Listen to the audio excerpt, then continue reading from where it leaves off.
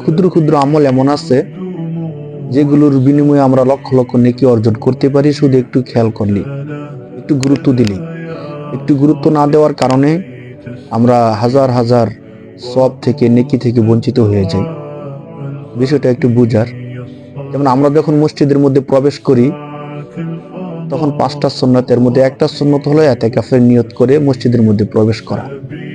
মসজিদের মধ্যে প্রবেশ করার সময় যদি আমরা ইতিকাফের নিয়ত করে মসজিদের মধ্যে প্রবেশ করি, তাহলে যতক্ষণ আমরা মসজিদের মধ্যে থাকবো ততক্ষণ পর্যন্ত ফেরেশতারা ইতিকাফের সওয়াব লিখতে থাকবে। সুবহানাল্লাহ।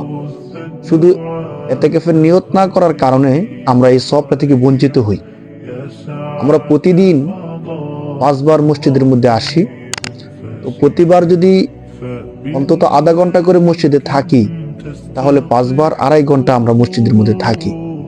তো দৈনিক যদি 2.5 ঘন্টা হয়, সপ্তাহে কত ঘন্টা হয়, মাসে কত ঘন্টা হয়, বছরে কত ঘন্টা হয়, অনেক। তো আমরা ইতিকাফের নিয়ত না করার কারণে এক্সট্রা ইতিকাফের সওয়াব আমরা পাই না। যদি একটু কষ্ট করে মনে করে ইতিকাফের নিয়তটা করতাম, তাহলে এখানে আমাদের 2টা প্লাস পয়েন্ট।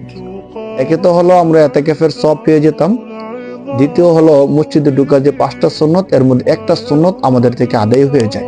কিন্তু আমরা গুরুত্ব না দেওয়ার কারণে এই চমৎকার একটা বিষয় আমাদের থেকে ছুটে যায়। ইতিকাফ আমরা যখন মসজিদের মধ্যে প্রবেশ করব, তখন আমরা ইতিকাফের নিয়ত করব। আরবিতে নিয়ত আমরা এইভাবে করতে পারি, নাওয়াইতু সুন্নাতাল ইতিকাফ মা দুমতু ফি হাযাল মসজিদি। এর বাংলা অর্থ হলো, আমি এই মসজিদে যতক্ষণ থাকবো ততক্ষণ সুন্নতে ইতিকাফের নিয়ত করলাম। যদি আরবিতে না বলতে পারি, অন্তত বাংলা যেন আমরা এতটুকু বলি যে আমি সুন্নত ইতিকাফের নিয়তে মসজিদে প্রবেশ করতেছি। আল্লাহ তাআলা আমাদের সবাইকে আমল করার তৌফিক দান করুন, আমিন।